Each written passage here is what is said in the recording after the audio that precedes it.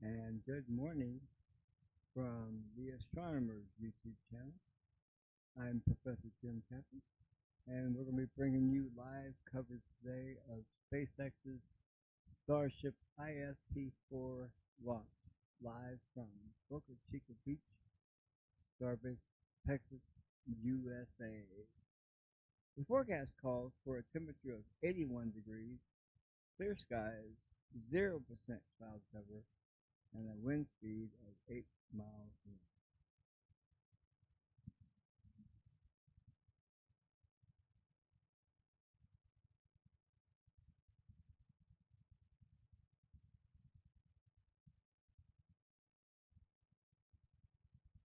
Okay, audio is there.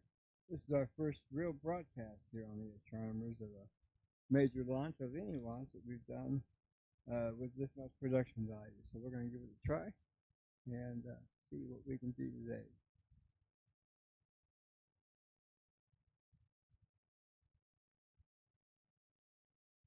Again, the forecast calls for a temperature of 81 degrees, clear skies, 0% cloud cover, and a wind speed of 8 miles an hour.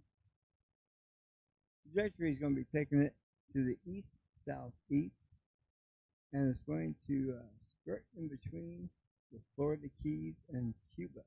It gives you a line of sight there. This is the integrated flight test 4 of Starship. It's going to be a suborbital flight, fourth flight test of the two-stage Starship launch vehicle. They are going to be launching from Orbital Launch Mount A at SpaceX Starbase, Texas, USA. Orbital Launch Mount A has witnessed the launch of 3 rockets, including 0 orbital launch attempts, while SpaceX Starbase, Texas has been the site for a total of 12 rocket launches. The SpaceX Starship is a fully reusable 2-stage super heavy lift launch vehicle. The core booster number 11 will be trying to land today, as will be the Starship itself. Booster 11 was last launched, wasn't ever launched.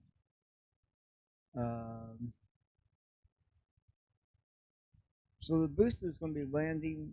They're going to really attempt 2 things here, and that is the soft landing of the booster in the Gulf of Mexico, and also the Starship itself will try to soft land in the Indian Ocean, away from any public view or anything like that.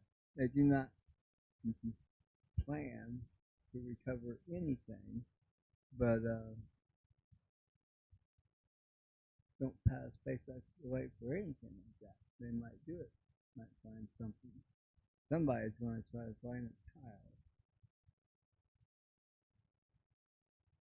They say there's no ocean.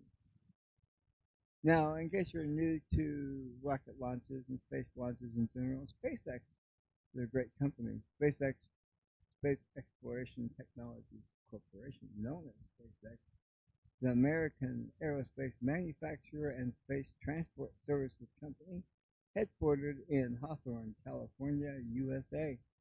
It was founded in 2002 by entrepreneur Elon Musk, as we all know, with the goal of reducing space transportation costs and enabling the colonization of Mars. Hence, Starship comes into play. SpaceX operates from many pads on the east coast of the U.S. They operate from Space Launch Complex 40 or SLIC 40 at Cape Canaveral Space Force Station, and also across the street, basically, historic Launch Complex 39A at Kennedy Space Center. They also operate from SLIC 4E at the Vandenberg Space Force Base in Vandenberg, California, usually for polar launches. Another launch site now here in Boca Chica, Texas, as we see behind us. Now, in about 5 minutes, we will be planning to join the SpaceX broadcast. We will bring you that broadcast live without my commentary so that you can enjoy the SpaceX expert commentary from their aerospace engineers and everybody there at SpaceX. Let's now take a look.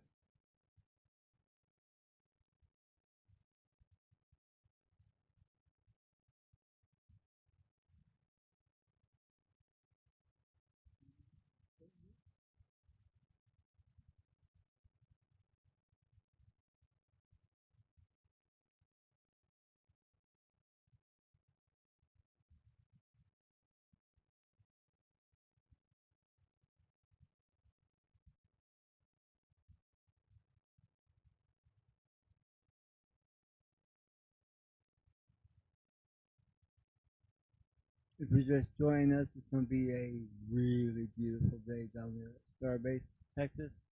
81 degrees as opposed to the 110 that it could be down there later in the day. This is a 2-hour launch window. So the launch window has opened. It opened at 7 a.m. Central Daylight Time, closes at 9 a.m. Need to tell you that the launch broadcast from SpaceX will start in about 3 minutes, which will put their launch time, my estimation, around 7:40. But remember, this is a test launch. They have till 9 o'clock to get that bird up. So, and that's because of road closures, having to evacuate the village of Boca Chica, and clearing the beaches and the oceans and the airways and everything else. So they have from 7 to 9. They were aiming for 7:20. That's not the case now because if they were coming on the air at 7:10, they would not be launching at 7:20. I guarantee it. And in fact, I wouldn't put it past them to launch at a certain time when just the right conditions for photography and videography would be most acceptable. We do know that the pellet load has started. Prop load has started on the Super Heavy booster. That does take a lot longer than you would think than with the Falcon 9 and booster. Just checking their speed. They're still coming on in about 2 minutes. This trajectory everybody wants to know about is going to take Starship to the east, southeast, over the Gulf of Mexico, where the booster will attempt a boost back burn and a landing burn and try to soft land in the ocean, something they could not do last time. So they're going to try to do that again this time. And then that's going to skirt in between the Florida Keys and Cuba is their trajectory. So hoping to aim away from land and everything else. And they should do that just fine. With Starship landing in the Indian Ocean with a soft landing. Those are the two main objectives.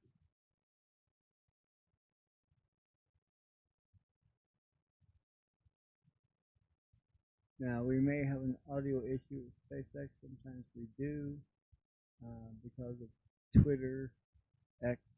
Sometimes it's really difficult to get their feed. They don't give us a feed much ahead of time, so we can't check out our audio and video specs. Still waiting for them to come on. The 7:09 a.m., 7:10. Let's give it a try. And they're coming on the air.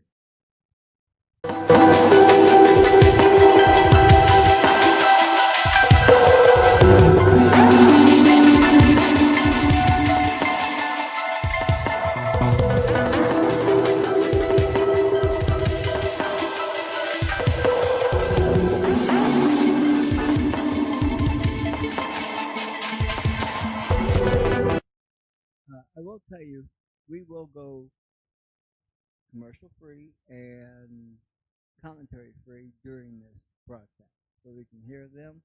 We will throw up our subscribe button a couple times.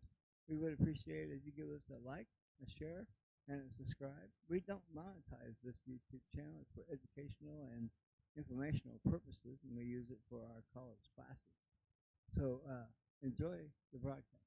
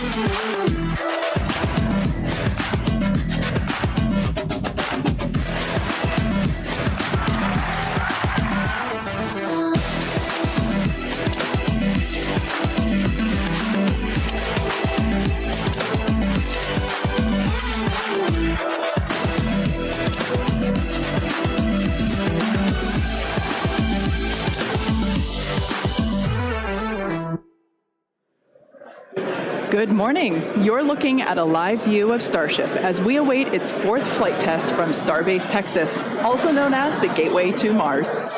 Thanks for tuning in. We're excited to be joining you once again from SpaceX headquarters in Hawthorne, California. As you can tell, the crowd is getting excited behind us. We're here in front of Mission Control Center. Now, we are targeting liftoff at 7:50 a.m. Central Time in just over 30 minutes from now. It's been roughly 2.5 months since our last Starship flight test, and the turnaround time between these tests just keeps getting shorter and shorter. Today, we hope to surpass what we achieved in Flight Test 3 in March. Our primary goal is to get through the extreme heat of Starship reentry, which is no easy feat. As with all of our flight tests, our goal is to collect as much data as possible. Every flight gets us another step closer to a fully operational Starship. Starship is the most powerful vehicle ever developed and the first design of a rocket that is capable of making life multiplanetary. Starship will allow us to land humans on the moon again after more than half a century, fly the heaviest payloads ever flown, and ultimately fly humans further into space than ever before. Getting there will require us to fly frequently, which is why we're producing so fast. We already have hardware built and are preparing for our next several flights. But the most important thing about Starship is that it's designed to be fully and rapidly reusable and, of course, reliable. We've been designing from day one to realize a vision of having an entire city of people on Mars, something we know will take launching millions of pounds of cargo and equipment into space spread across thousands of launches. The faster we can learn now, the faster we can improve and evolve Starship to achieve this vision. And that brings us to today's flight test, the 4th of many that will get us one step closer to Mars. But before we dive into the details of today's test, let's do a quick rewind and talk about our last integrated flight test, Flight 3. On March 14th, Starship successfully lifted off at 8:25 a.m. Central Time from Starbase, Texas. It cleared the launch tower and went on to accomplish several major milestones and firsts. All 33 Raptor engines on the Super Heavy booster started up successfully and completed a full duration 2-minute and 41-second ascent burn.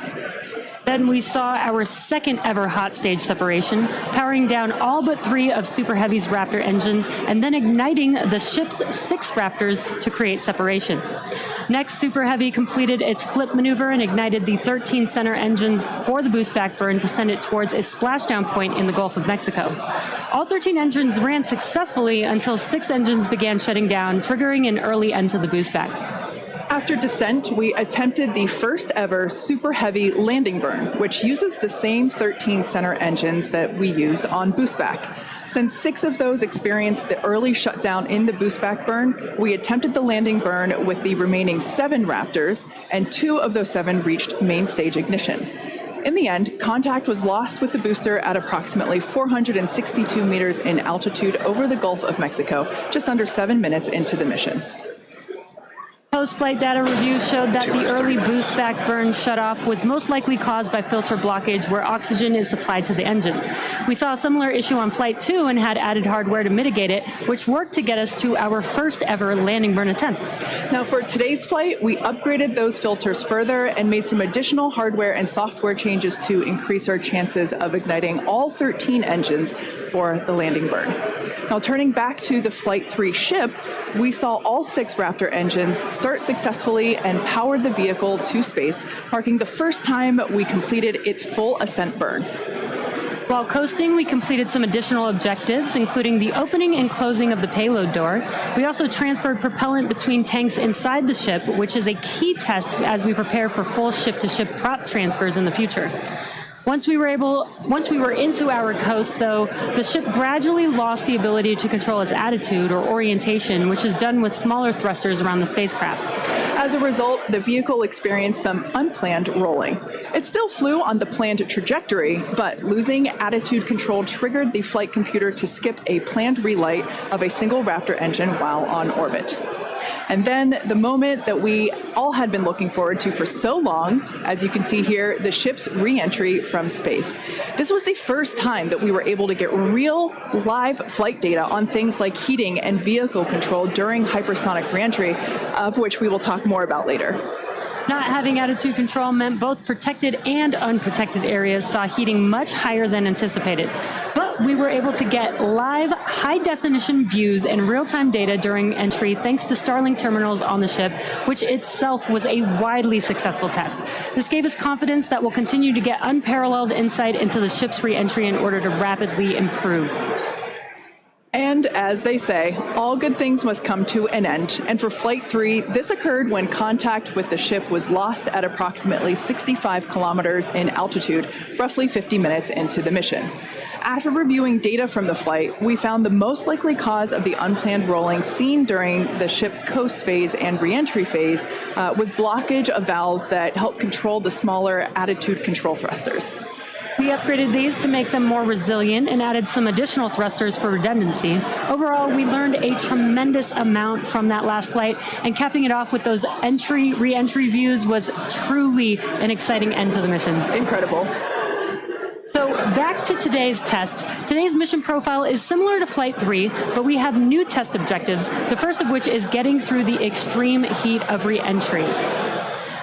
About 27 minutes from now, Super Heavy will ignite its 33 Raptor engines and lift off from Starbase. A little more than 2.5 minutes into flight, the Super Heavy booster will separate from the ship in a hot stage separation, meaning that it'll light its engines while still attached to a partially lit booster. The booster will perform a flip maneuver, followed by a boost back burn. About 2 seconds after that burn ends, we'll jettison the booster's hot stage. As it heads back to Earth, the booster will attempt a landing burn before splashing down into the Gulf. Meanwhile, the ship's engines will remain lit for just under 6 minutes during its ascent before shutting down for the coast phase. The ship will coast for about 40 minutes or so, reaching a peak altitude of 214 kilometers. And after its coast phase, the ship will attempt a controlled re-entry, including a flip maneuver and a landing burn, before splashing down in the Indian Ocean. Now, we say attempting because, again, this is a test and nothing is guaranteed. As we mentioned earlier, the booster and the ship have to contend with some extreme conditions on re-entry. For this flight test, we do not plan to recover any hardware from the booster or the ship. With the exception of Falcon, this is no different than what happens to most rockets flying today that are expended or fall into the ocean after completing their mission. Eventually, we will land and recover Starship boosters and ships, as we do today with Falcon 9 and Falcon Heavy boosters. And in fact, we've landed 316 Falcon boosters to date. Even though recovery is not planned, the telemetry and data we receive all the way to the end is what we're looking for, which will help us continue to build a rapidly reusable Starship for the future. In other words, the payload for this mission is data. It's also worth mentioning that the hot stage jettison is an off-nominal procedure that we're using as a temporary way to reduce the weight of the vehicle for its water landing today. Yeah, exactly. Future designs give Super Heavy boosters a lighter weight integrated hot stage intended for full reusability, which will mitigate the need to jettison the hot stage. Okay, so now that we have a handle on today's flight test, let's check in with Dan. Dan, how's it going? Hey, Jesse, and welcome everybody back to Starbase for yet another Starship launch. I'm coming to you live from the Raptor's nest behind the Mega Bay. I'm here with our Pad Red team and some of our flight controllers this morning. Everything has been going really smooth. We did have the Red team going a little bit earlier to fix a ground side issue, but that was taken care of. That's why we slid a little bit later into our window. But as of right now, we are on track for liftoff at 7:50 a.m. Central Time. That's 12:50 UTC. As you can see, we are actively loading propellant onto Starship and Super Heavy. Those frost lines are ticking up as we load liquid methane, that's our fuel, liquid oxygen, that's our oxidizer, onto both vehicles. They're cryogenic, so they're subcooled to several hundred degrees below zero. Since Flight 3, we've made a few more upgrades, helping to bring Prop Farm 2.0 online. That's just going to help us to continue to shorten the amount of prop time. our prop load time that we're going to need. We're also going to be using it for launch tower number 2, which is going to be coming to Starbase real soon. The faster we go, the less prop we're going to lose to boil off, and the better we can ensure things like temperatures are in the right range for Raptor startup. Now, those first 2 flights took about 90 minutes to load prop on board. That third, we knocked it all the way down to just 51 minutes. We're aiming for about 46 minutes of prop load time for today's op, eventually hoping to get that down all the way to 40, which for some context, that's just 5 minutes more than we take to load Falcon 9, but we're doing it with 10 times the amount. So this morning, ship prop load started at T-minus 50 minutes, booster at T-minus 43 minutes. We're going to pause the ship main tank prop load in just a couple of minutes to do the header tanks, which are going to do that attempted ship landing burn. We expect the ship to close out all of its prop at about 3 minutes and 20 seconds before liftoff, and then booster at about 250. Now, our final countdown sequence is going to look very familiar. It's going to be the exact same as it was on flights 2 and 3. So we'll light those engines, and then about 4 seconds later, we will actually see it lift off. But I mean, right now, we are just under 23 minutes away from launch. We're not working any issues either with the vehicle, the range. Weather is 95% go, so not dealing with any winds or weather issues today. If we do have to scrub, our next attempt would probably be about 48 hours from now. It's all going to be driven by commodities and just how far we get into the count. But everything looking good for liftoff just about 22 and a half minutes from now. I'll check back in with you guys in a few minutes, and I'll send it back over to Kate and Jesse. Excellent. Thanks, Dan. Flight tests like today are the fastest possible route for us to dramatically improve Starship's capabilities. The Starship flying today has already seen a number of changes based on what we learned from Flight Test 3 in March, which was only 2.5 months ago. Development moves really fast here at SpaceX. Let's take a closer look at the iteration of the vehicle flying today. Starship is comprised of 2 elements, the ship, which has 6 Raptor engines, and the Super Heavy booster, which has 33 Raptor engines. The current iteration of Starship is essentially an experimental vehicle flying for development. Starship 2 will be capable of carrying more than 100 tons to orbit, and Starship 3 will be able to handle more than 200 tons to orbit. Compared to Saturn V, the rocket that first took astronauts to the moon, Starship has more than twice the thrust. And with a few planned upgrades, Starship will have 3 times the thrust of Saturn V, plus the added benefit of full reusability. The amount of mass that we're able to launch per rocket is crucial to creating a self-sustaining city on Mars. Now, to get a sense of how big Starship is, let's start with the average-sized human, which is about 2 meters high. And towering over our average human is the length of the Millennium Falcon, which comes in at 35 meters. Our Falcon 9 rocket with the payload fairing attached is double the size of the Millennium Falcon at 70 meters, and nearly twice the size of that is the fully integrated Starship at 121 meters tall. The ship is about 50 meters tall, and the Super Heavy booster alone stands 71 meters. Eventually, the ship and booster will get even taller. Starship's first stage has a diameter roughly 2.5 times that of Falcon 9, and with 33 much larger Raptor engines, as you see there. I love this view because we don't have this view on our Falcon missions. This is looking up under the Super Heavy booster. Now, moving up the rocket, the ship features 6 Raptors, 3 sea-level engines and 3 vacuum engines, which, as the name suggests, are optimized to operate in the vacuum of space. And Starship is designed for vertical takeoff and landing on any hard surface. The ship is also outfitted with 4 flaps to help aerodynamically control the vehicle's attitude during atmospheric flight and enable a precise landing. And in between the first and second stages is our hot stage, our newest separation technique, which we saw in action during flight tests 2 and 3. The body of Starship is wrapped in a heat shield made up of 18,000 hexagonal ceramic tiles designed to insulate the vehicle during atmospheric entry, where temperatures can be as high as 2,600 degrees Fahrenheit or over 1,400 degrees Celsius. Speaking of those heat shield tiles, re-entry was a pretty exciting first for our team, and Starlink allowed us to gather critical data about this stage of flight. Reusability significantly reduces the cost of space travel, and it's the key to making humans a multi-planet species. Starship is designed for rapid reusability, which means the booster and the ship need to re-enter Earth's atmosphere and land back precisely at the launch site. With each flight test, we gather more and more data to help hone Starship's re-entry capabilities.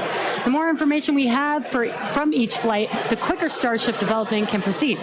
One way to gather more information is to improve communication throughout the flight, including re-entry, where historically there has been a communications blackout. To do this, we equipped Starship with Starlink terminals to expand its communication capabilities. The Starlink terminals are those 4 black squares that you see there on top of the ship. Starlink is the world's largest constellation of highly advanced satellites operating in a low orbit around the Earth, providing high-speed internet on Earth and now in space. Starship is designed to have a large surface area to create considerable drag during re-entry. Traveling at about 27,000 kilometers per hour, or almost 17,000 miles per hour, Starship compresses the air in front of it, causing the temperature of the air to rise and ionize, turning it into plasma. This plasma layer interferes with communications by absorbing and reflecting radio waves, leading to the communications blackout we've seen historically with spacecraft during atmospheric reentry. With Starship, most of that plasma is built up around the front and sides of the vehicle, leaving an opening downstream where we're able to point our Starlink terminals. And with Starlink also operating at a higher frequency than traditional space-based communications, we're able to power through any residual plasma to provide real-time video and data at high speeds back to the ground. Super cool. We actually got to see this in action on Starship's last test, Flight 3, which had the first ever live HD video of a spaceship re-entering the atmosphere.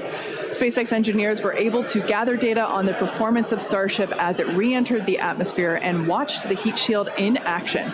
Now, the physics of re-entry are extremely hard to replicate perfectly on the ground, so access to this data is an invaluable tool for rapid iteration. In fact, one cool observation from that Flight 3 was seeing how shockwaves form at different parts of the vehicle and how they interact to put pressure on the ship, especially the flaps. This is really valuable for Starship since no spacecraft has ever flown with 4 movable flaps like what we use for aerodynamic control. Starship's greatest strength will be rapid and reliable reusability, and Starlink has become a critical tool to make that a reality. Over the next few flights, we'll continue to improve the Starlink performance on Starship, eventually enabling more views and enabling more data to be transmitted in real time. And we'll keep experimenting during entry. You might have noticed a few tiles missing or looking different near the bottom of Starship. We intentionally placed one thin tile and removed 2 tiles completely. In their place, we now have sensors to see how hot things get without the tiles in those locations, while also testing some backup thermal protection options. Ideally, we expect Starship's reentry to improve on each flight, thanks in part to this wealth of new data. But if getting to space is hard, returning from space is even harder. That's right. No one has ever succeeded in creating a fully and rapidly reusable heat shield. So we could see some spectacular failures before we get this right. But with communications improving on each flight, we will continue to gather more and more data to inform our development. We're now about 15 and a half minutes until our next liftoff attempt. In the meantime, let's take a look at some of the technology we have in development as we prepare to head to the moon in future missions. Starship will be taking astronauts to the moon as part of NASA's Artemis program. Next year, we plan to demonstrate ship-to-ship propellant transfer, which will be important for our upcoming moon missions. Today, we're actively testing a lot of hardware that will make exploring the moon possible. One recent series of tests brought together the key pieces we'll see when landing back on the moon: Starship, spacesuits, and astronauts. Together with Axiom and NASA, our teams put 2 astronauts in pressurized Axiom spacesuits and practiced the first steps of going to the lunar surface. The team used test builds of a Starship airlock, as you see there, and elevator to gather data on how well future Artemis astronauts will be able to move around once fully suited. tests like this are incredibly helpful for engineers designing these systems, as they have the opportunity to get feedback directly from experienced astronauts Peggy Whitson, who is on the right of this photo, and Doug Wheelock, who's on the left. You can see them in action during this elevator test. SpaceX will perform one uncrewed demonstration flight before NASA's Artemis 3 mission, which will be the first human surface expedition since 1972. After those first expeditions, we'll be ready to fly more people along with everything it takes to build a moon base. In many ways, Artemis feels like an extension of the human spaceflight work SpaceX and NASA have been partnering on for some time now. In fact, we just celebrated the anniversary of the Demo 2 mission. That's right. Just 4 years ago, on May 30th, 2020, SpaceX launched the first crewed test flight of our Crew Dragon spacecraft. Dragon carried NASA astronauts Douglas Hurley and Robert Behnken to the International Space Station in the first crewed orbital spaceflight launched from the United States since the final Space Shuttle mission in 2011, and the first ever operated by a commercial provider. You can see Bob and Doug there on your screen. That was certainly a memorable day for all of us here at SpaceX, one that we fondly think back on. And it's exciting to think about Starship being the next to take its first astronauts to the moon. In tandem with Starship development, all of our operational human spaceflight missions are helping us prepare for those future trips to the moon. Our upcoming private astronaut mission, Polaris Dawn, you can see the crew there on your screen. They will play a big role in testing procedures that will be relevant to our moon and eventually Mars missions. We're looking forward to the third Polaris Dawn mission, which will be the first crewed Starship flight. The Polaris Dawn crew will attempt to reach the highest apogee ever flown by a spacecraft, and they'll also be performing a spacewalk, or extravehicular activity, wearing SpaceX's newly designed spacesuits. They'll also be testing space-based communications, which will be critical to future deep space missions. The Polaris Dawn mission is currently targeted to launch no earlier than July of this year, so stay tuned, because that is going to be a very exciting mission to watch. In the meantime, at T-minus 12 minutes, let's check back in with Dan on today's countdown. Hey, thanks, Jesse. Everything continues to go real smoothly. It's been a real quiet day so far. The board looks really clean, not tracking any impediments to a launch just under 12 minutes from now. Prop loads continuing. Looking at the numbers real quick, we're about 85% full on the ship. We did pause to start filling those header tanks on ship. Again, those are the two smaller tanks in the very top of the nose cone that we're going to use for that attempted landing burn with ship. And with the booster, we're just at about 75, 76% or so on our methane and LOX, so getting pretty full there. Those are going to continue down to about 3 minutes and 20 seconds before liftoff. That's when we'll close out all the prop on the ship, and then T-minus 2 minutes and 50 seconds on the booster. A lot of work also going on in the background. Our range safety teams working to make sure the area, not just around the pad, but in the sea space out in the Gulf, and also in the anticipated entry point in the Indian Ocean, are clear. We're not tracking any blockers, any boats, anything like that in the zone right now, but their work literally continues right up until those last couple of minutes. So they're working pretty hard to make sure everything stays clear. But right now the range is green. I already talked about it in the beginning. It looks a little bit cloudy, but weather not a concern today. Really light winds. We only had about a 5% chance of violation when we started this morning, and that's held. So everything continuing to look really good for launch so far. The pad itself is getting ready.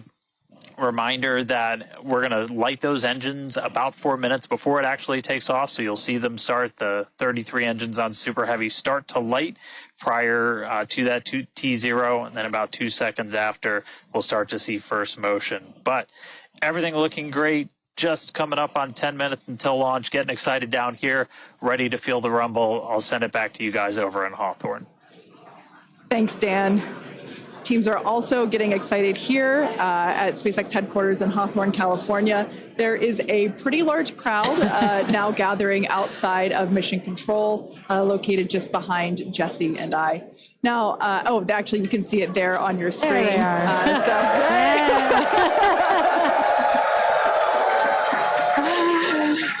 Everyone getting super pumped for our fourth flight test. Now, As a reminder on that note, today is just a test, the fourth of many future flight tests of Starship before it becomes fully operational. So whatever the outcome and however far we get, we can promise excitement. This rapid iterative development approach has been the basis for all of SpaceX's major innovative advancements, including Falcon, Dragon, and Starlink. Today, we've successfully landed Falcon 9 boosters 316 times, changing humanity's understanding of what's possible when it comes to rocket reusability. And even though we are not recovering the booster or ship today, test flights like these provide critical data through every phase of flight, which will get us closer and closer to full reusability, and we have a lot more tests planned for this year. When we start recovering Starship boosters, we'll want them to return to the launch site for a quicker turnaround, which you can see in this animation on your screen. And that's when the tower reveals its dual purpose. After launch, the arms or chopsticks on the tower will help guide the booster into position to ensure a precision landing. And our goal for the near future is to have 4 launch towers, 2 in Cape Canaveral in Florida, and they will look very similar to the ones that you see here in this animation. As we know, we find that our renderings tend to end up looking really similar to real life. So while this is a rendering, we do know we can look forward to this in the future. Like I said, we're going to have 2 at Cape Canaveral in Florida and 2 located at Starbase. Starbase will continue to be used for flight tests, and the towers at the Cape will come online as we prepare to fly operational Starship missions. In fact, we recently upgraded the actuators in the chopsticks, which are responsible for swinging those arms in for a catch. And we'll be testing an operational step on this flight by moving the chopsticks to the catch position immediately after Starship flies away. That's going to be really incredible to see. As we mentioned, we have a lot more tests planned for this year, so we need a lot more hardware. Today we have ships and super heavy boosters built and either ready to launch or in testing for the next several flights, with more coming off of the production line as SpaceX's Star Factory continues to grow. The latest phase of the factory currently under construction will come online this summer, giving us several 100,000 more square feet of space. Yeah, when you step into this factory, it is truly inspirational. My heart jumps out of my chest every time I'm there. Now, this will enable us to increase our production rate significantly as we build toward our long-term goal of producing 1 ship per day.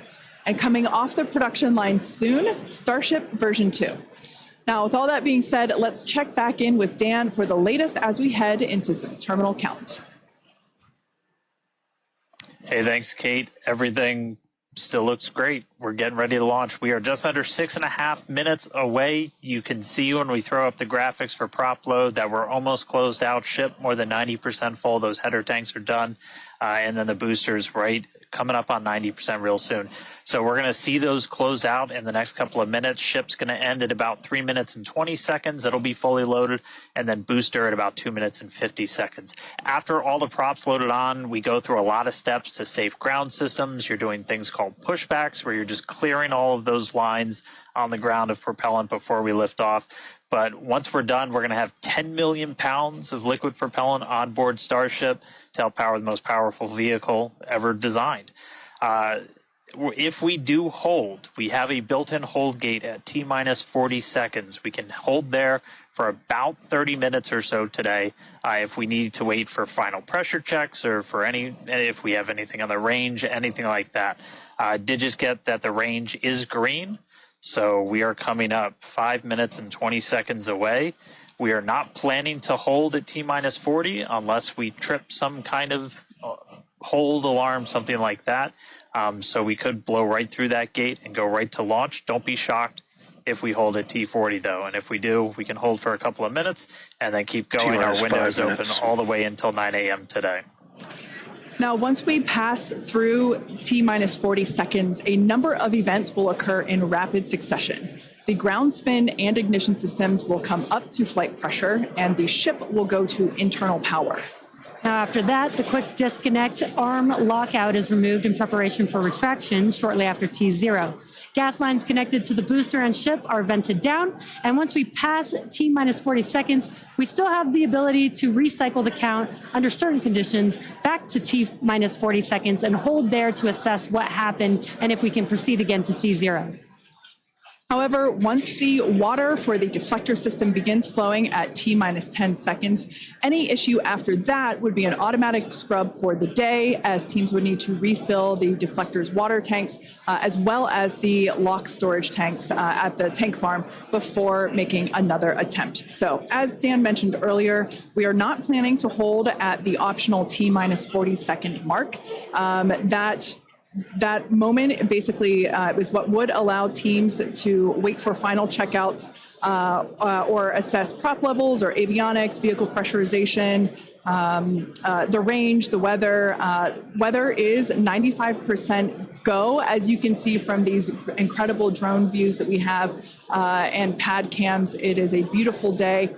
Of course, we have some clouds billowing from the locks there.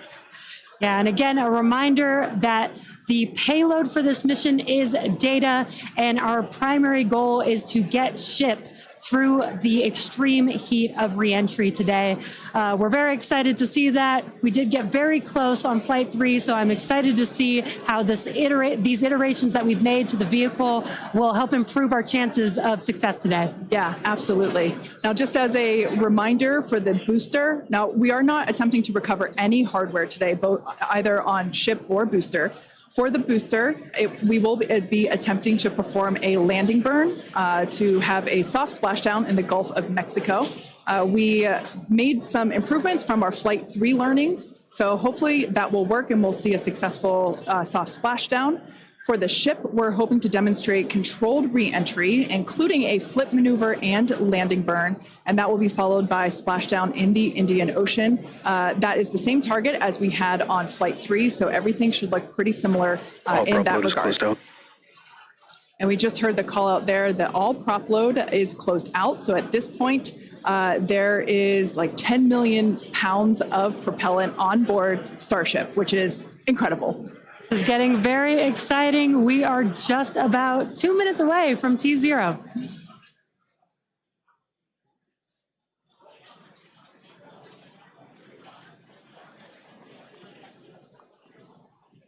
And as Jesse just said, we are under 2 minutes away. So prop load is complete. All the fill drain lines into ship and booster have closed. Right now we're doing the pushback, so clearing out all those ground lines of propellant, and that'll be completed over the next couple of seconds. We're coming up on that T-minus 40 mark. Again, not planning to hold. If we do, or if we get a hold after we pass it, we can snap back to that T-minus 40, and then we can stay there for about 30 minutes or so if any other issues crop up. Once we pass T-minus 40, a lot of things happen, both on the vehicle and the ground. It's running a lot of its own self-checkouts, venting different tanks and pressure lines throughout the vehicle. We essentially built that 40 seconds as that's about how much time it takes for the vehicle to take all of those actions, which is why we hold there. But all of that happens automated. You do a final checkout of the TVC, the thrust vector control, how we're going to steer. And then we see liftoff. So we're under a minute away.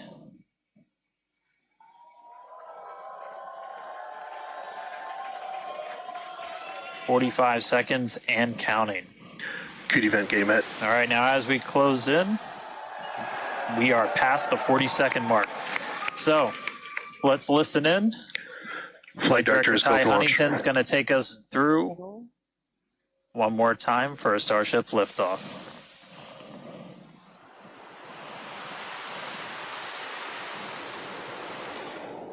T-minus 15. 10,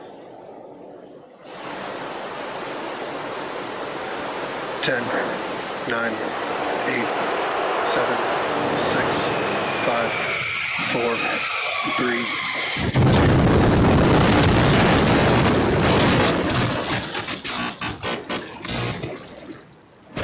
We have liftoff.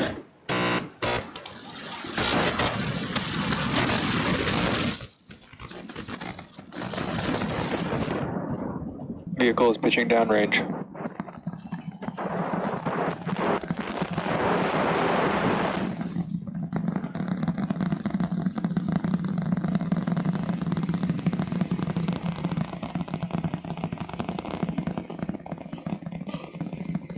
All right, 30 seconds into flight. The rumbles are still building here in the Raptor's nest.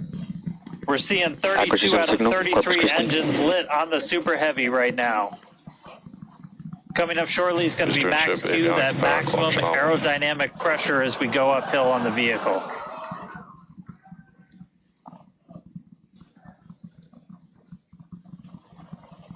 Max Q. All right, we just passed through max Q, so we're going to continue on up. We still have about a minute and 30 seconds until we get to stage separation. Starship now flying faster than the speed of sound.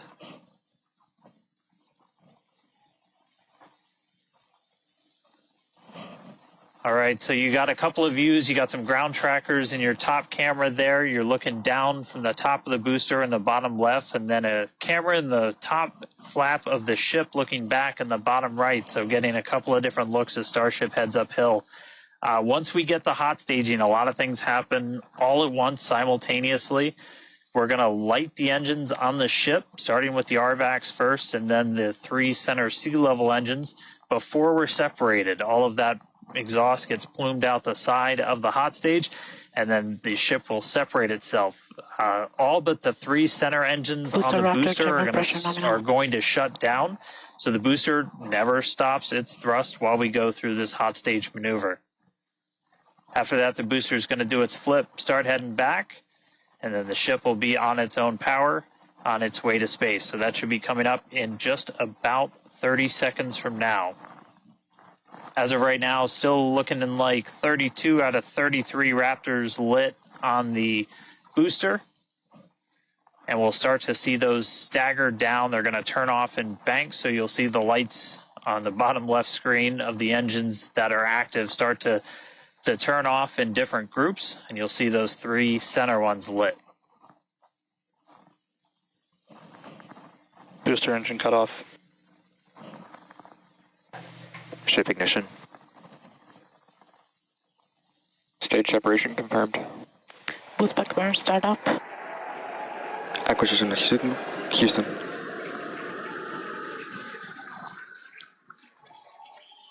Hot stage confirmed. Ship under its own power. Booster boosting back.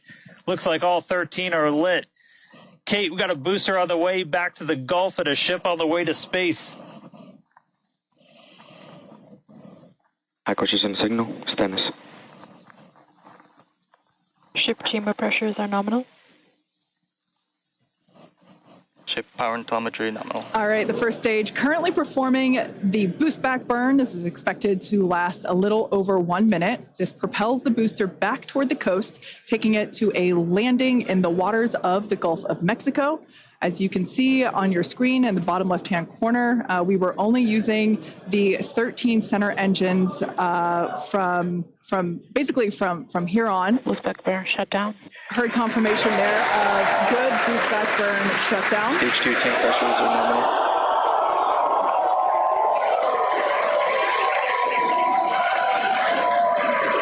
Lots of excitement. So right here, this is our view of the jettisoned hot stage. As we mentioned, this is a temporary fix to help reduce the weight of the booster, the Super Heavy booster. Future iterations will have a lighter weight integrated hot stage structure that won't need to be jettisoned. Now, after we jettison that hot stage, the booster will begin to attempt its water landing in the Gulf. In the meantime, the ship will coast for about 40 minutes or so up to an altitude of 214 kilometers. And after its coast phase, it will attempt a controlled reentry, including a flip maneuver and a landing burn just before splashing down in the Indian Ocean. But as a reminder, we are not attempting... Trajectory nominal. Good news there. Trajectory is looking good for the ship, which is on the right-hand side of your screen.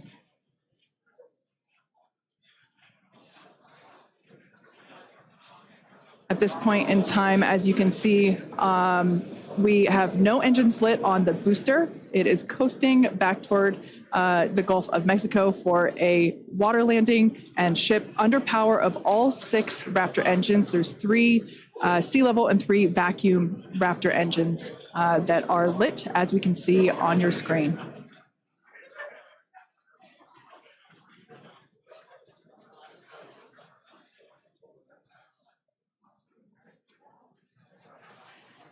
These views have been looking incredible.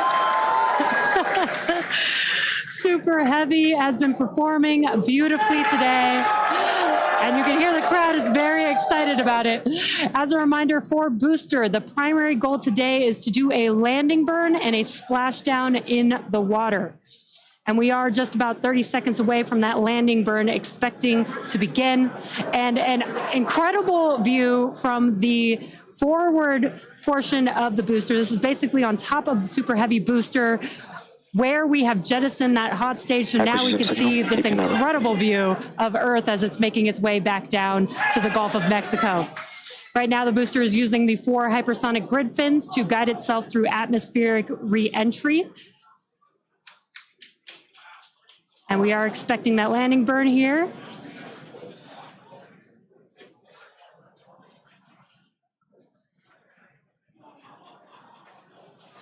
And we will be igniting 13 engines, and this is a great view. On your left-hand side is 3 views from the booster, and your right-hand side a view from the ship.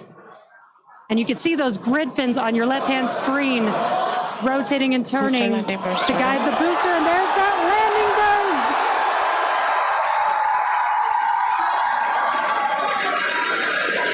That landing burn just begun, and you can see the water below.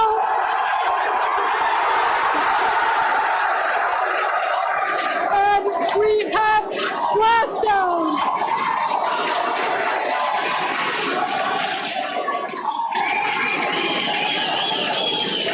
What an incredible sight! Congratulations to the SpaceX team! Ship has entered terminal guidance. That was absolutely incredible. The first successful splashdown of the Super Heavy booster. Loved seeing it just tip over into the water before losing that footage. Now the next milestone is coming up in about under a minute. Ship is going to shut off its Raptor engines, Ship engine cut off. which we see right there. As we mentioned before, today's test flight is not an orbital flight, but rather one that demonstrates the Starship's orbital capability.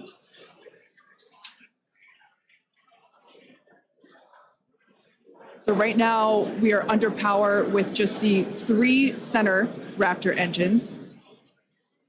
Expecting those, and just there we can see that those have also successfully cut off.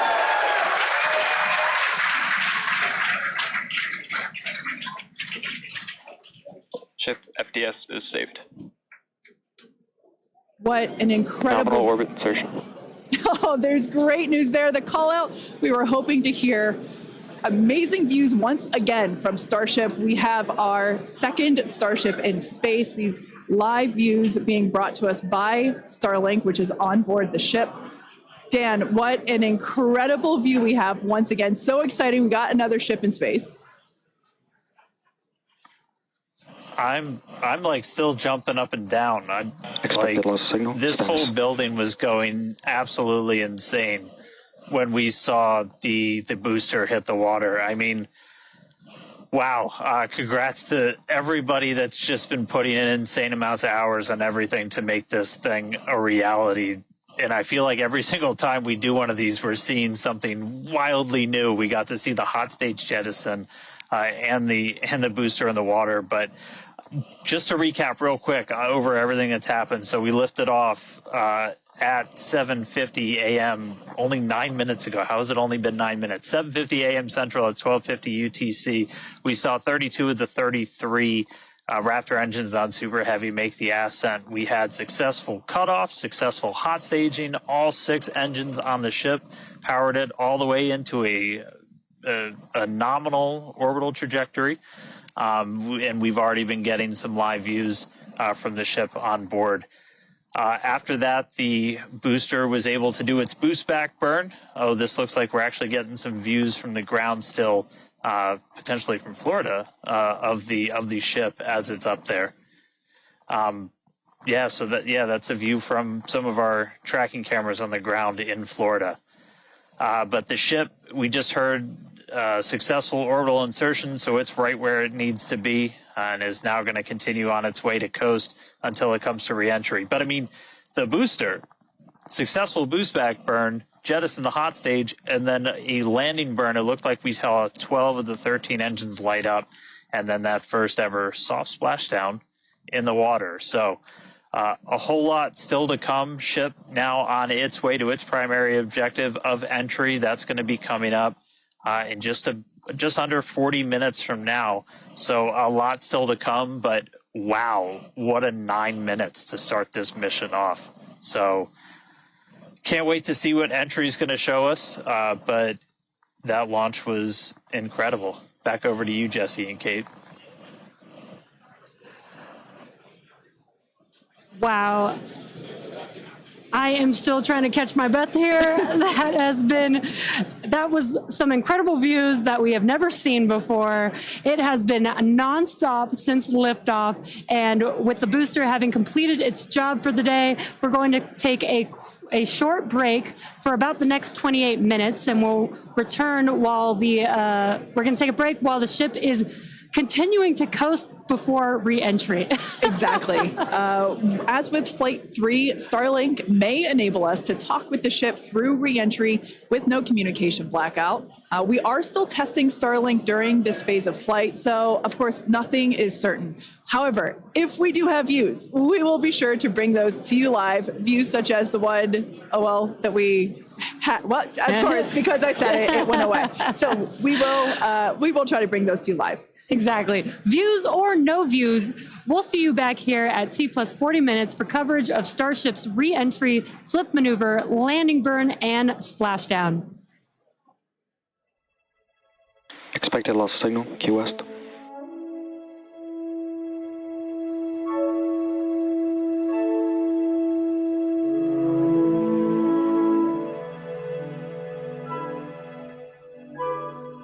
Expected lost signal, Cape Canaveral.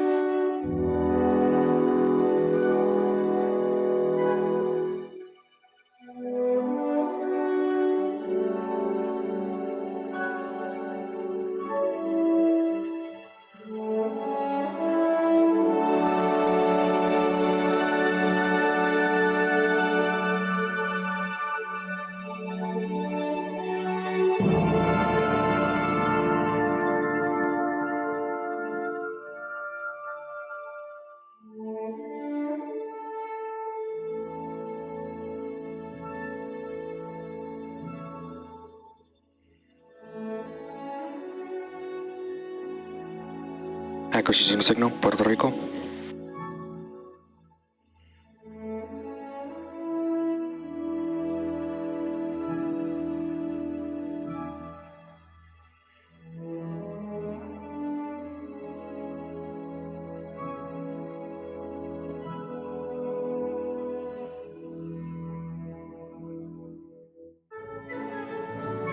Our back pre-valves are open.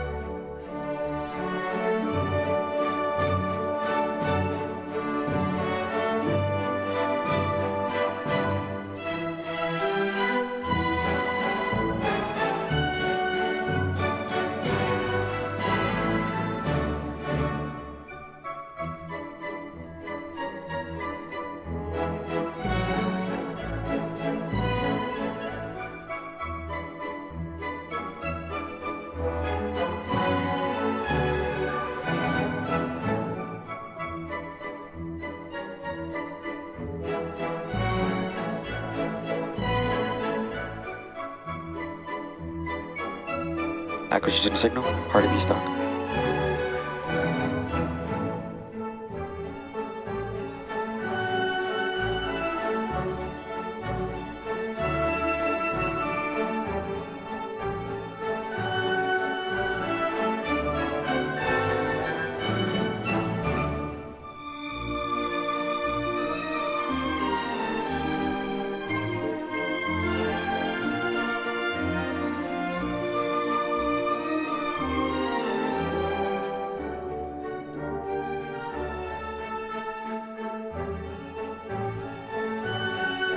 Starship is flying to entry attitude.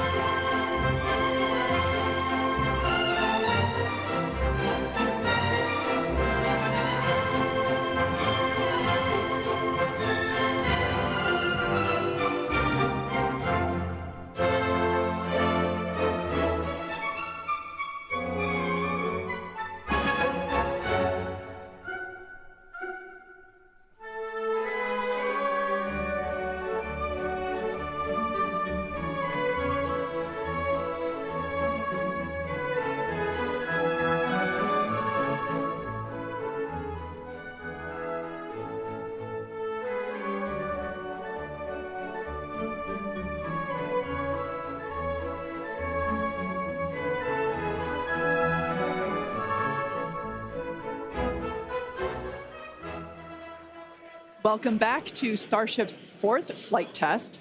It has been an exciting day so far. We had an on-time liftoff of 7:50 a.m. Central Time, followed by successful hot staging, stage separation, jettisoning of the hot stage structure, an epic super heavy booster landing, water landing in the Gulf of Mexico, the first successful return of the super heavy booster. So that was incredible to see. And right now, the ship is in space. As you can see here by this view, we're looking at one of the flaps of Starship, one of 4. You can actually see a close-up side detail of some of those hexagonal heat shield tiles. Now, coming up around T plus 49 minutes, the ship will re-enter the Earth's atmosphere. As a reminder, the primary goal of today's flight test is for a ship to make it through the extreme heat of re-entry. This is typically a portion of flight where we don't have communications with the spacecraft because it's re-entering at or around orbital velocity, which is about 8 kilometers per second or roughly 5 miles per second. At those speeds, the spacecraft moving through the atmosphere results in friction and creates a plasma field around the vehicle. That blanket of plasma distorts, as you can see, that plasma blanket, which you can kind of see here, distorts communication frequencies, so we're left with a brief blackout in communication.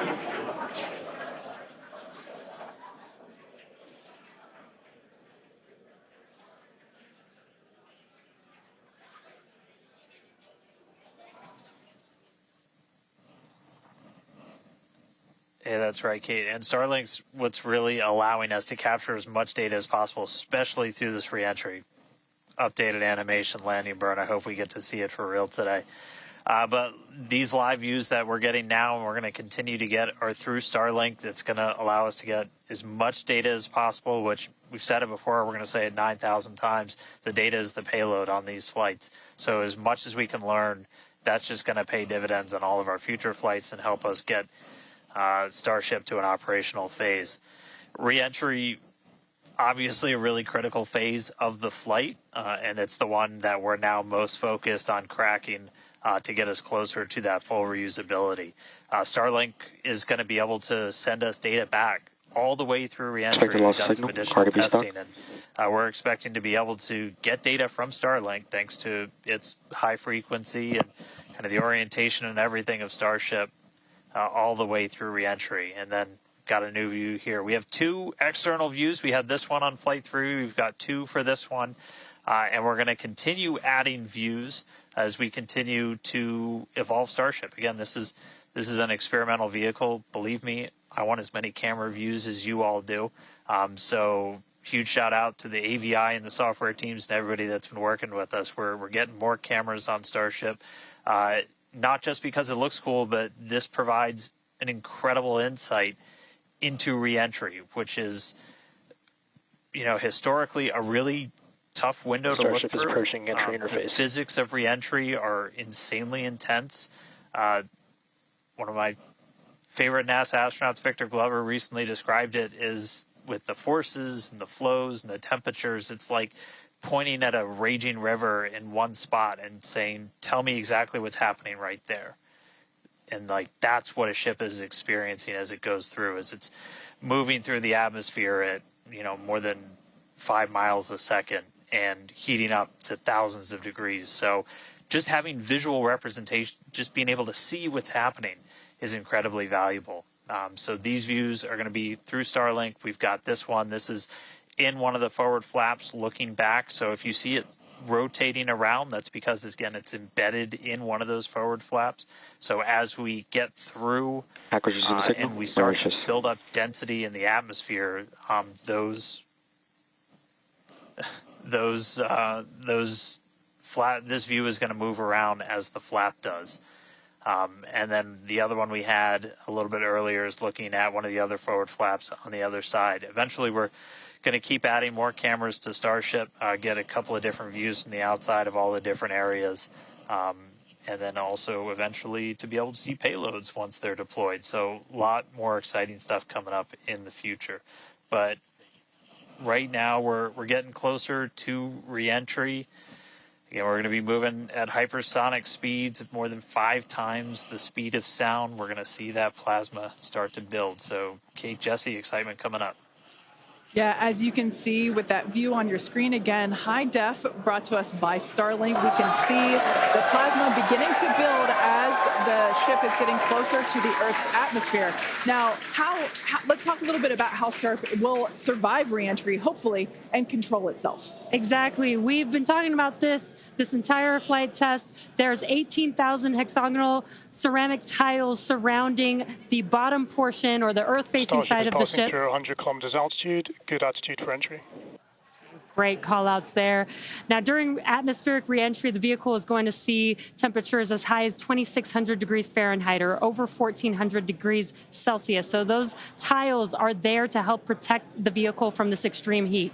Yeah, and the flaps will help control it. Now, one noticeable difference I see immediately, those flaps are not moving as much as they were on Flight 3. So that is a great sign, right? We had unplanned loss of roll control on Flight 3, so we added some additional thrusters, and we can see that they're working well, and we have a much more stable view. So those flaps, there's 4 of them, 2 at the top and 2 at the bottom. They're made out of stainless steel. And yeah, they help steer the ship, which, as we can see, the plasma continuing to build. Now, if the ship survives reentry, it will have to perform a flip maneuver as well as a landing burn. We saw this demonstrated in a couple of high-altitude flight tests back in 2020, 2021. Similarly, temperatures increasing on the nose within expected ranges. Great news there.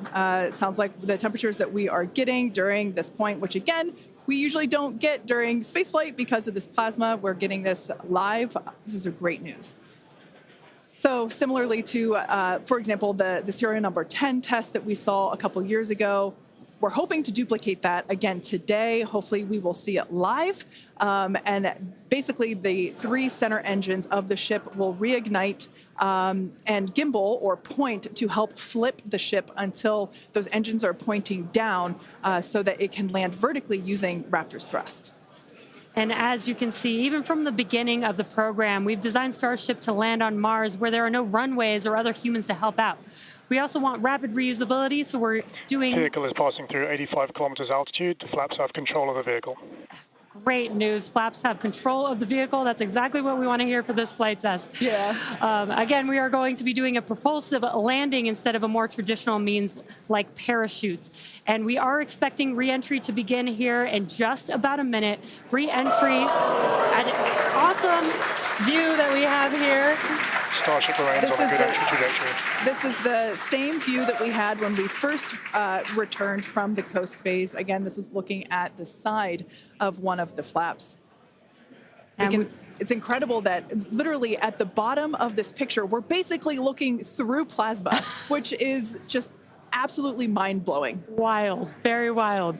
Now we are expecting entry to begin here in about 30 seconds or so. Entry to splashdown is expected to last about 6 minutes long. And that flip maneuver should occur around about 10 minutes before splashdown. And such incredible views that we're getting. Approaching peak heating region. Great call outs there. Yeah, these views are absolutely astounding. Nose temperatures continue to rise within expected region. And in your bottom right-hand corner, you can also follow along with the altitude of ship as it's returning back to Earth. So once again, this view is basically looking down into the plasma blanket that is building up around the exterior of Starship. It is traveling, as you can see on your screen. You can look in the bottom right-hand corner and see how fast it's going, how high it is, as well as the general orientation. Again, we're seeing a lot more stability, a lot more control here on this flight, which is great. It shows that the iterations, the learning... Starship is now in expected peak heating region. All right, great news there, telling us that this is basically the hottest point that Starship should get during its reentry. Now, the heat shield is working with the atmosphere for some like free braking, okay? The atmosphere is helping to slow the Starship down. Yeah, exactly. We're not using any engines or thrust to slow the vehicle down. Exactly what Kate mentioned. We're just using the atmosphere and those heat shield tiles protecting the vehicle as it's coming through that high heat temperature. Yeah. Now, this is another one of those moments that we have been waiting for. Right now, the ship is currently re-entering the Earth's atmosphere, and by all looks and all call-outs that we're hearing on the net, it is doing pretty well. Now, we do not plan to recover the spacecraft today, but rapid and reliable reusability is the ultimate goal.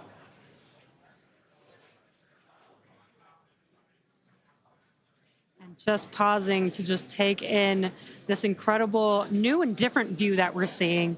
We did get a similar view in Flight 3, but again, the vehicle did lose a little bit of its control, attitude control, and this is a very stable view. This is great. This is exactly what we want, and we are hearing that we're getting expected call-outs. Mm-hmm.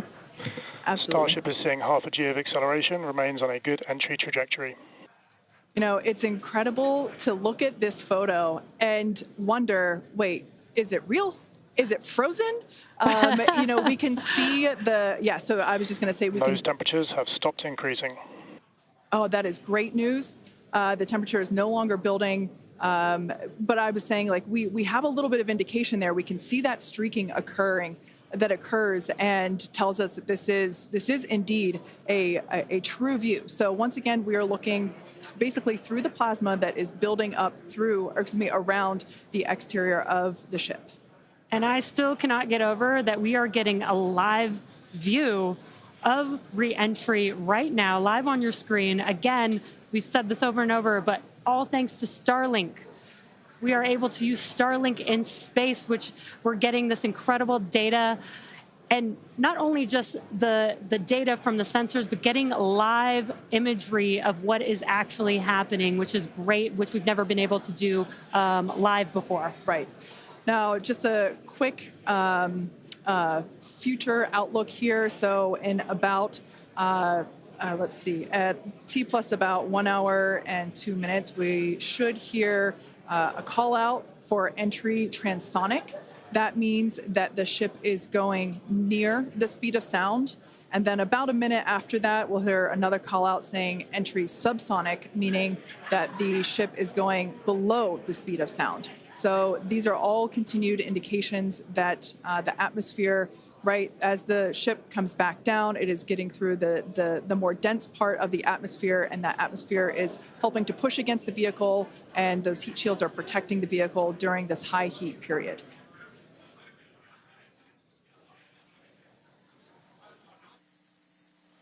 Yeah, Kate, Jesse, we're starting to see as the atmosphere gets denser, you're starting to see a few more particles make an appearance in the plasma there. You can see you're looking down at the aft end of the ship in the top left, and you're seeing essentially the flame build up as we go through reentry. You've been hearing the call-outs. They're tracking things like temperatures in the nose cone, and those were right where we modeled them to be, which is really cool to see and to see in real time. But we're coming up, we're at about 67 kilometers in altitude. Our last signal with the ship on Flight 3 was at 65, so we should be making it past that point shortly. Obviously, as you guys pointed out, we're in a much better control this time as we re-entered in the right attitude, and our flaps have been steering the way so far. Once we get through transonic, that's when you've got essentially Raptor landing bird. Different areas around the vehicle where the air is either moving faster or slower than the speed of sound. We'll eventually get to subsonic, which we have some experience with. We did in our suborbital campaign. Startup Raptor chill. And Starship will eventually get down to its terminal velocity as it's floating down to the water. That's just about 200 miles an hour or so. We are hearing that we're starting to chill some of the engines as we are, if we make it all the way down to the water, still going to attempt a landing burn, but still a ways to go. We're at about 64 kilometers in altitude right now. We made it through what's expected to be the peak heating, but now we're going to start encountering increased pressures as the atmosphere gets thicker and thicker. So we're at 63 kilometers, so we've already made it farther than we did on our last flight when that last signal was coming at 65 kilometers. So again, what we're really looking at here is the performance of the heat shield, of the flaps, of the seals in the flaps. There's just a whole bunch of different areas that we're keeping a really close eye on as we re-enter.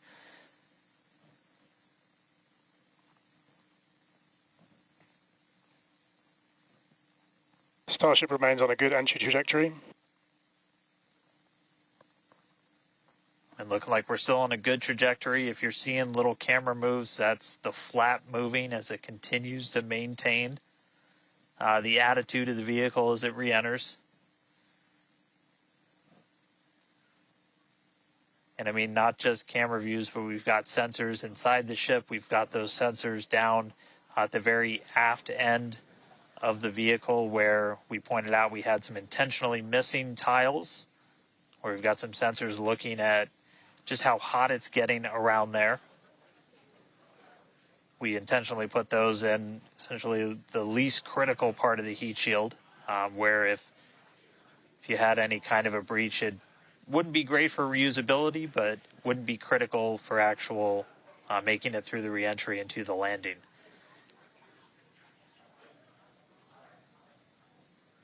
"58 kilometers, we're continuing to descend. Again, right now we are over the Indian Ocean. We're actually getting closer and closer to that expected splashdown point, which is just to the off the northwest corner of Australia.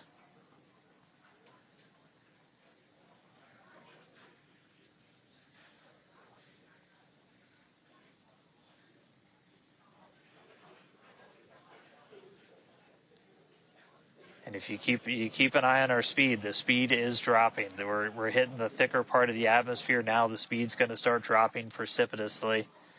We're going to start getting to transonic pretty soon, and then after that we'll get into subsonic, where we're moving less than the speed of sound. But wow, what a light show so far.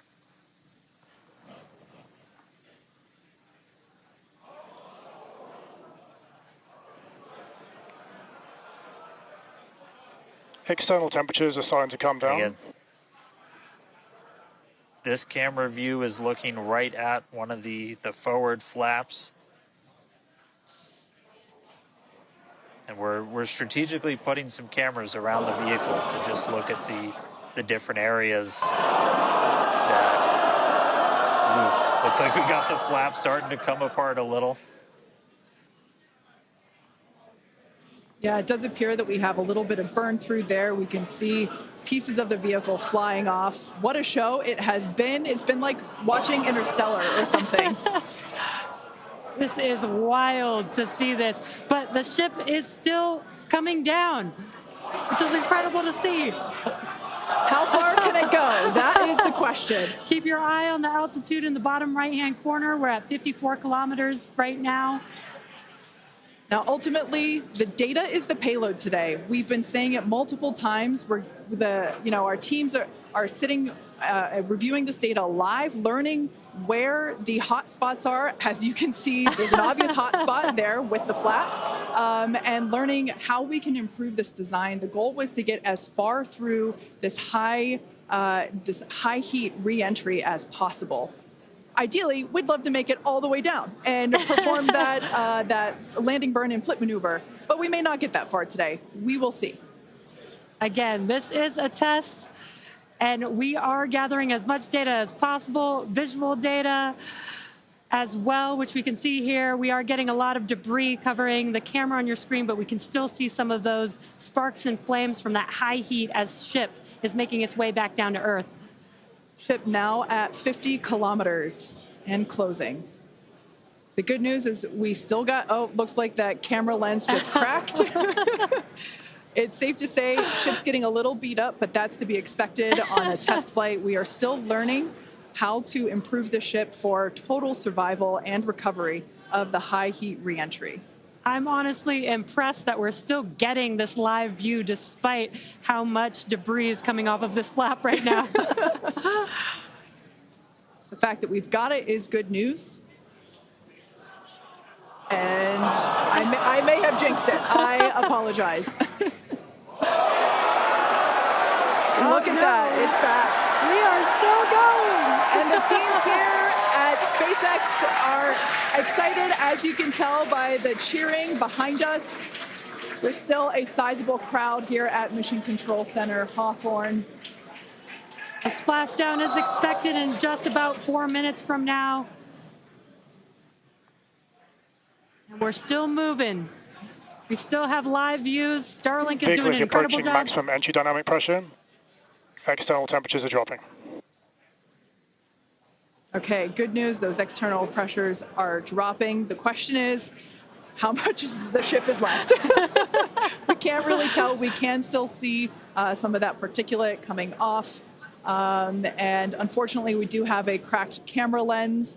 But for any photographers out there and videographers, we know that's part of the gig sometimes. Yeah, and you can see that the speed is rapidly slowing down. That's actually really great news for us. We want the vehicle to be slowing down before it splashes down into the ocean. That'll help set us up for that flip maneuver, engines first down into the water. Exactly. So we have seen this flip maneuver demonstrated on previous high altitude flight tests like serial number 8. Oh, more views. Or I should say, more light coming through the view that we have through that cracked and dirtied lens there. But yeah, so we're hoping that this flip maneuver, that we can pull it off as soon as we get those views back. If we can get them, if the ship is still around, we will bring it back to you. Vehicle has passed maximum dynamic pressure. That is great news. Maximum dynamic pressure being the moment in which the vehicle experiences the greatest amount of aerodynamic pressure. Speed still dropping. We're now at 37 kilometers above the ocean. Just like Flight 3, we are targeting a splashdown in the water in the Indian Ocean. And we don't have a live view right now, but because we're still getting data and telemetry, that does tell us that ship is still doing okay, at least. And there we got that live view back. The crowd very excited to see that view, despite not being able to see very much. The fact that it's there tells us the ship is still alive. Yes, and collecting data, continuing to collect data as we get closer and closer to Earth. Yes, now 30 kilometers, now 29 above the Indian Starship is Ocean. at 30 kilometers altitude, Mach 2. Sounds like the vehicle's traveling, as we just heard, Mach 2, which is, looks like we might,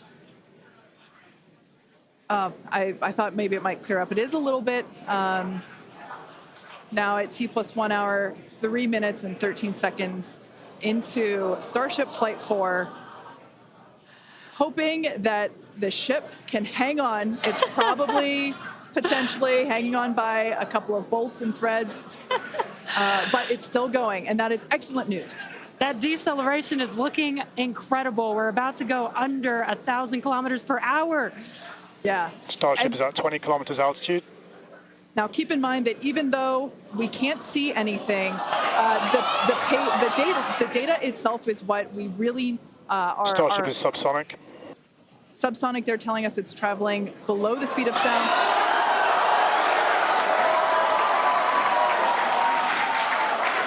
That movement means the flaps are actuating. I think we can see something.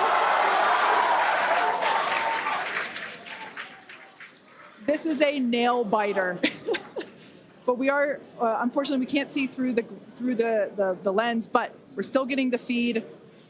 Starship is now 11 kilometers over the ocean. All this data is incredibly important, even if, you know, it breaks up right now. Okay, we can see that flap actuating through the glass.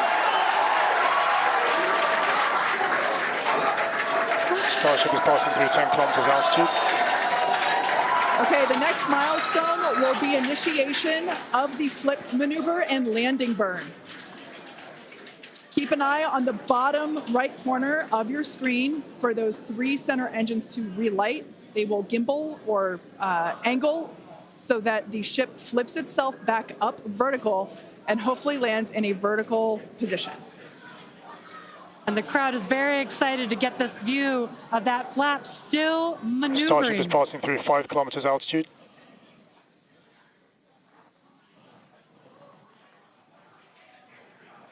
This is incredible. We're getting very close to splashdown. These fireflies are such a good sign of life right now. We wish we could see more, but we'll take it. Starship is at 2 kilometers altitude, terminal velocity.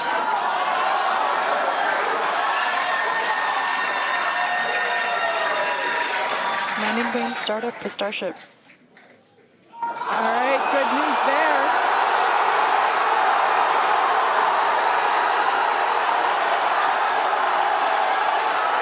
Nominal chamber pressure. Landing burn startup.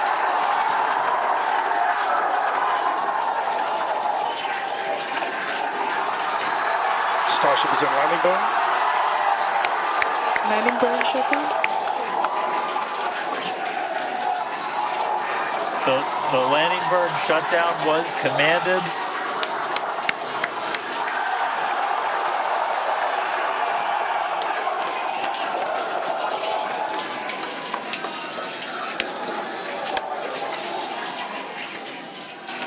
Wow. I mean, it was a little bit of use your imagination as you were going down with what we could actually see, but we were able to hear the ship did its landing burn. It sounded Starship like we might have got shutdown. 2 engines.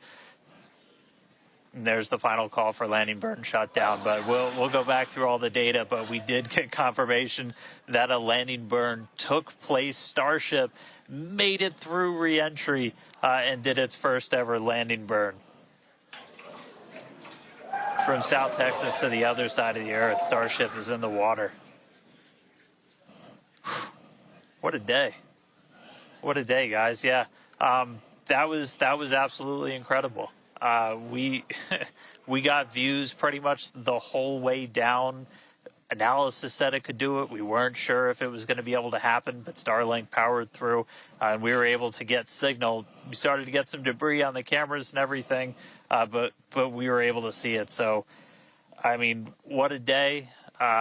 Just recapping, everything started off today. We lifted off from here in Starbase just about an hour ago. It feels like a lifetime. Successful super heavy ascent, boost back, and its own splashdown in the Gulf. Ship made it to space, kept its attitude. Successful re-entry through peak heating. We got to see it under flap control through the atmosphere, and we got call out of our first ever ship landing burn after a launch into space. So just really incredible. So I'm going to take some time to collect myself, but wow, that was incredible. I can't wait for the next one. Over to you guys. It was so loud here. I haven't heard the crowd get that loud probably since liftoff of Flight 1, honestly. That was incredible. Congratulations to our teammates, to everyone who supported the Starship program. Thanks to all of our future customers for your support. And we'd also like to thank the people of Cameron County, Texas, as well as the Coast Guard, the Federal Aviation Administration, and the government of Mexico. And since Starship got a little bit toasty from that extreme heat of reentry, and we've got our very own Starship right here, let's have a toast of our own. I've been waiting all morning for this. Okay, may I? Light me up. Yeah. Just like Starship, I like this toasty. I'm keeping this. Now, we've got more Starship test flights coming to you soon. Be sure to follow the SpaceX account on X for more updates from today's test flight and future Starship tests. Thanks for watching, and we will see you next time.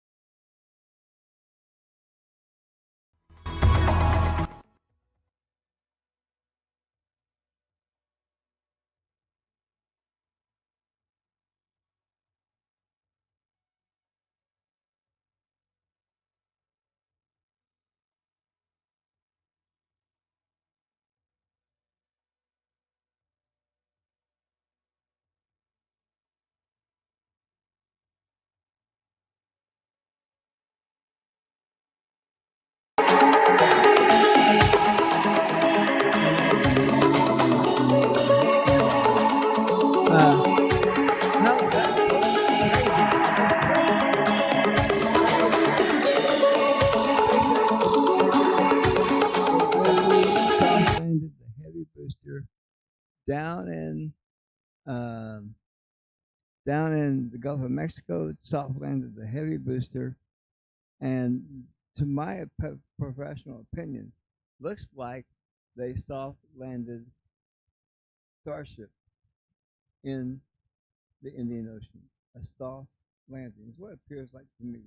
I know the view was horrible, but the data you were looking at very gently went from, from subsonic down to 10 miles an hour, 10 kilometers an hour, down to zero and now to zero, and it didn't make a splashdown.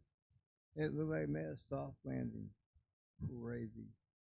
I think SpaceX, I'm going to make a prediction right now on YouTube, on the astronomers, at the end of our broadcast, with a hoarse voice, as we did Starliner and Starlink in the last 24 hours when we've had no sleep. I'm going to predict that in Flight 5, IFT-5, they're going to try to do a return to launch site with the booster. Yep, I'm going to call it right now. I think they will. I think they're going to try to bring it down a lot closer to the launch site. If they don't even try to use the chopsticks to catch it.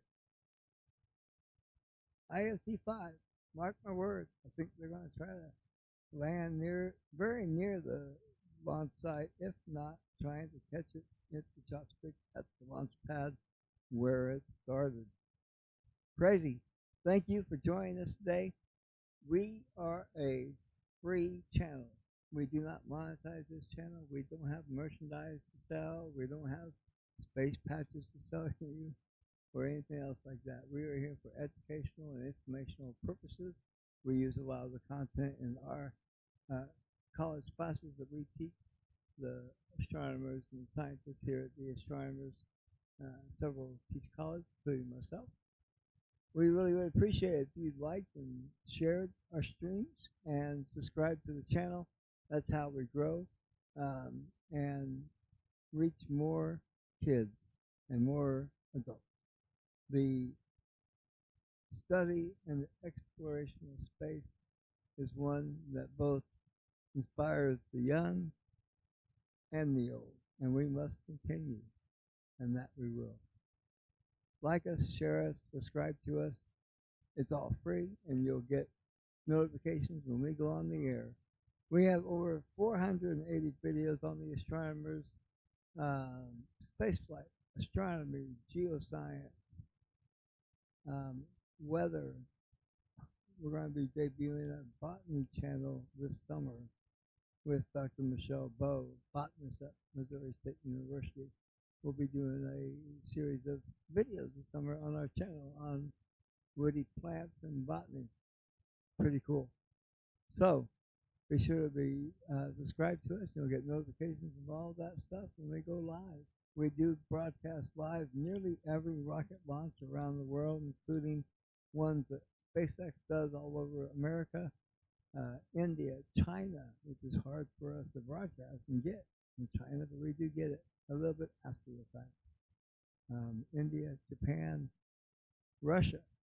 We do a lot of Russian launches. So New Zealand Rocket Lab just went up, and we broadcasted that last night. So subscribe to us. We'd love to have you on board. The astronomers. Thank you for joining us, and that's going to be the end of our broadcast for today. We really appreciate you joining us, and we will see you for our next broadcast. Join us on YouTube for that.